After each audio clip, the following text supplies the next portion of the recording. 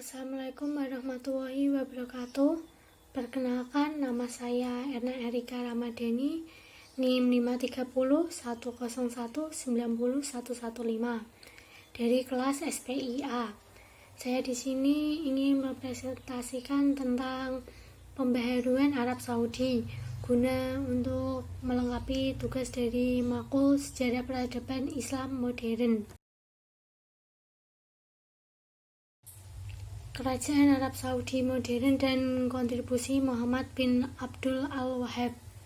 Secara historis, ide purifikasi tauhid yang dipelopori oleh Ibnu Taimiyah telah memperoleh dukungan kuat yang dilakukan oleh muridnya, yaitu Ibnu Qayyim al-Jauziyah pada tahun 1292 sampai dengan 1350 Masehi. 3 abad setelah ini, disebabkan fakta semakin mundurnya dunia Islam, baik dalam lapangan keagamaan maupun politik, serta peradaban, dan pasca kejatuhan Baghdad dan Andalusia, mendorong gerakan pembaruan fase kedua, yaitu pembaruan abad ke-18. Salah satu gerakan pembaruan terbesar yang lahir pada fase kedua ini adalah gerakan Salafi Wahabi, yang dipelopori oleh Muhammad bin Abdul Al-Wahhab di Najd. Gerakan ini memiliki pengaruh signifikan terhadap gerakan purifikasi akidah di Kerajaan Arab Saudi modern, baik pada periode pertama maupun pada periode kedua setelah serangan terhadap Hijaz oleh Gubernur Muhammad Ali Pasha di Mesir. Fakta tersebut dilandasi paling tidak karena 2 alasan. Alasan yang pertama, karena gerakan keagamaan Ibnu Al-Wahhab mempunyai titik tekan pada masalah pemurnian tauhid. Kedua, gerakan ini mendapatkan dukungan penuh, bahkan tidak dapat dipisahkan dari gerakan politik dinasti Syi'at yang menyokong penuh dakwah di Wahabi. Kekuasaan sebagai sarana untuk menyebarkan paham keagamaan memang merupakan sebuah kelaziman dalam tradisi politik Islam. Relasi antara umara, yaitu rezim penguasa, dan ulama seperti ini sangat mudah dan sering sekali terjalin karena melalui relasi tersebut, politik dan agama bisa saling mendapatkan keuntungan seperti simbiosis mutualisme. Karena itu, kehadiran paham keagamaan seringkali menjadi sumber inspirasi bagi terbentuknya sebuah institusi politik atau yang sering disebut dinasti, seperti dalam kasus berdirinya Kerajaan Arab Saudi modern ini. Ibnu Abdul Al-Wahhab adalah seorang faqih bermazhab Hambali yang belajar agama ke Basrah sekitar 4 tahunan, di Baghdad selama 5 tahun, serta di Kurdistan, Namdan, dan Isfahan.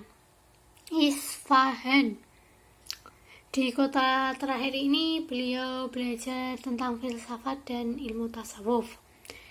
Dari perjalanan ilmiahnya, ia mendapat kerusakan akidah seperti meminta tolong kepada syekh atau wali tersebut, kekuatan gaib, berdoa dengan melalui perantara,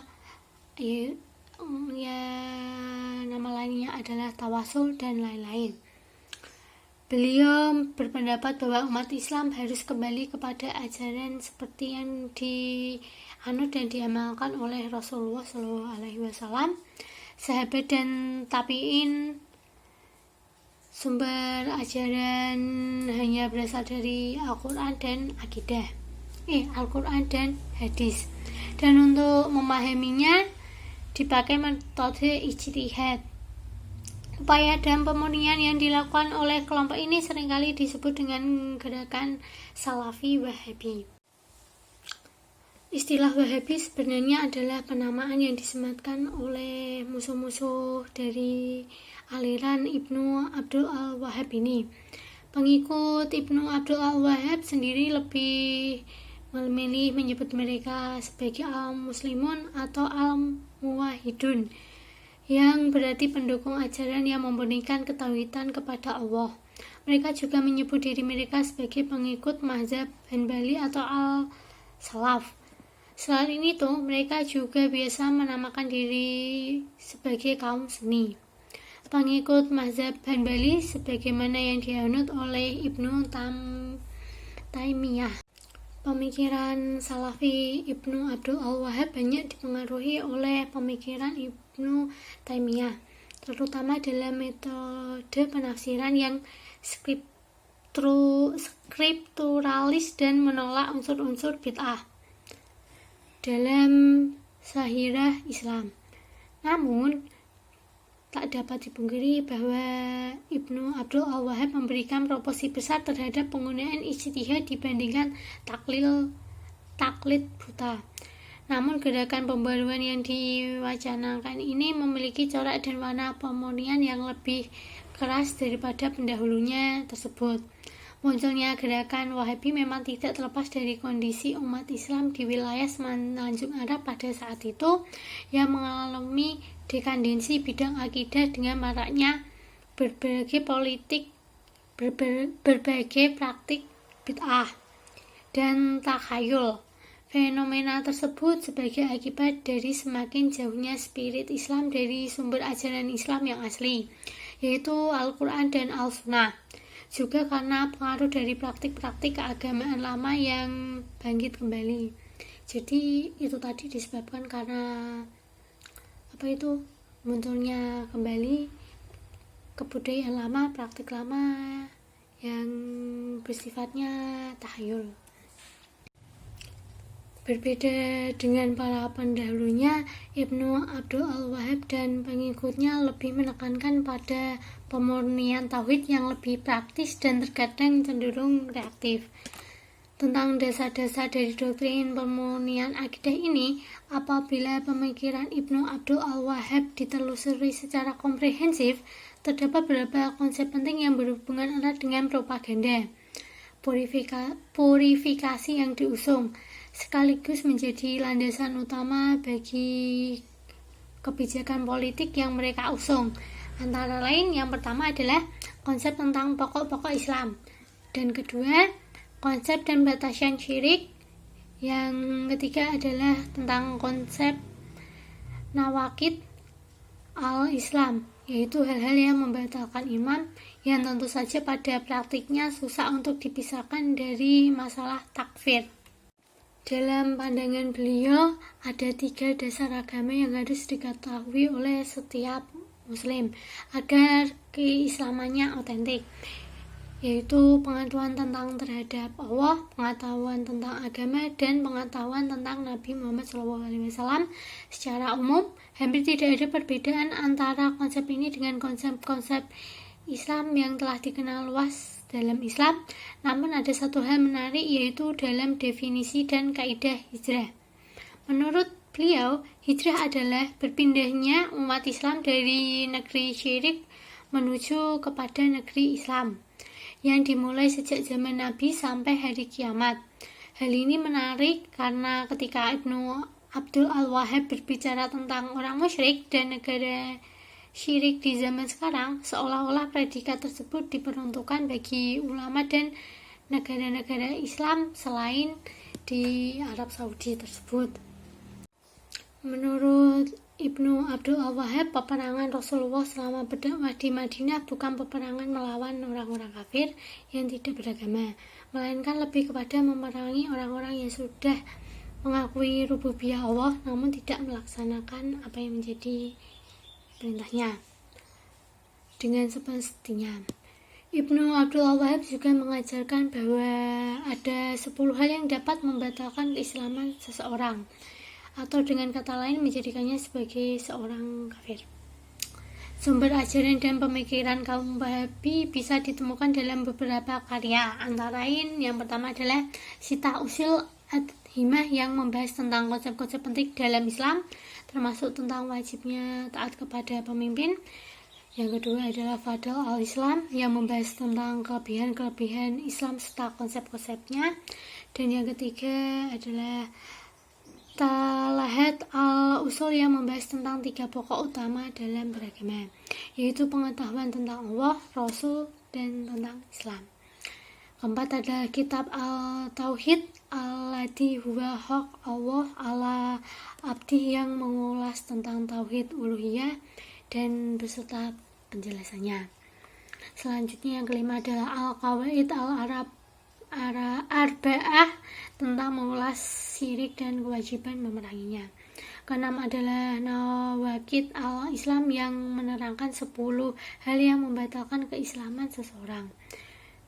Dan ketujuh adalah masail al-jahiliyah yang membahas tentang masalah-masalah yang dihadapi umat Islam sekarang ini yang menyebabkan mereka tergolong dalam kelompok jahiliyah.